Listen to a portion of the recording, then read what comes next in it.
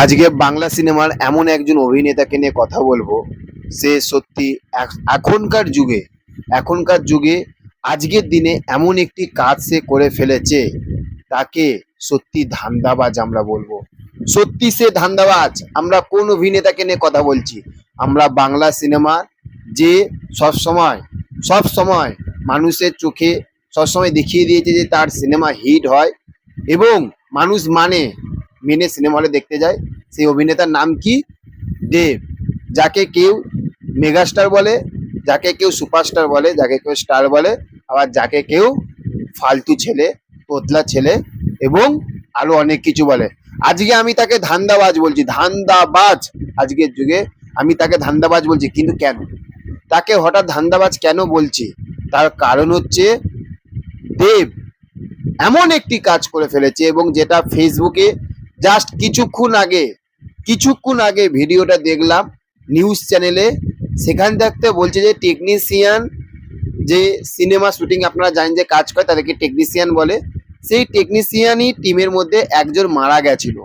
মারা যাওয়ার পরে তাদের পরিবারে, তাদের পরিবারে আর্থিক সাহায্য করেছে 2,30,000 টাকা প্লাস আর্থিক সাহায্য করেছে।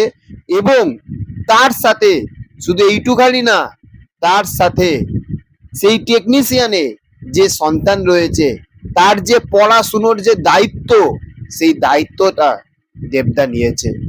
তাহলে বলুন তো, এখনকার সময় এত বড়, যেখানে মানুষ নিজেরটা বোঝে, নিজেরটা, আপনি বাঁচলে বাপের নাম, সালা আমি ঠিক থাকলে সবকিছু ঠিক, সারা দুনিয়া ঠিক। এইটাই আমি খেতে পাচ্ছি তো, আমার ঘরের ছেলে মেয়ে খেতে পাচ্ছে তো, বাইরে ওই মানুষটা কি খাচ্ছে দেখার দরকার নেই। রাস্তার সামনে যে কুকুরটা বসে রয়েছে, সেই কুকুরটা একটা বিস্কুট পেয়েছে নাকি সেটা দেখার দরকার নেই, কিন্তু আমি সালা ঠিক আছে, আমি তো সালা বিরিয়ানি খাচ্ছি, আমি সালা মটন বিরিয়ানি খাচ্ছি, আমি সালা ঠিক আছে। এই এখনকার দুনিয়াতে আজ দেবদা এরকম কাজ করেছে, যেখানে প্রত্যেকটা মুহূর্তে এই ছেলেটাকে প্রত্যেকটা মুহূর্তে স্ট্রাগল করতে হয়।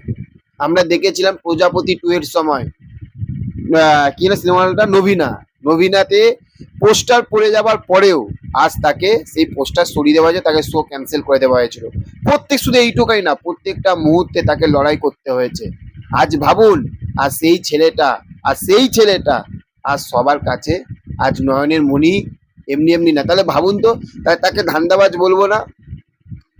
তার কি ধান্দা আছে বলুন তো? মানুষের পাশে থাকা, মানুষের পাশে থাকবো, মানুষের সাথে থাকবো, এটাই হচ্ছে তার ধান্দা। এই জন্য বললাম যে হ্যাঁ ধান্দাবাজ। আর এই এখনকার দুনিয়াতে এই রকম ধান্দাবাজ যেন শুধু একটা দুটো না, হাজারটা ধান্দাবাজ যেন তৈরি হয় এই রকম দেবদার মতন, যে মানুষের কথা ভাববে, যে নিজের সাথে যারা কাজ করে তাদের কথা ভাববে, যে আমাদের কথা ভাববে। এটাই হচ্ছে দেব।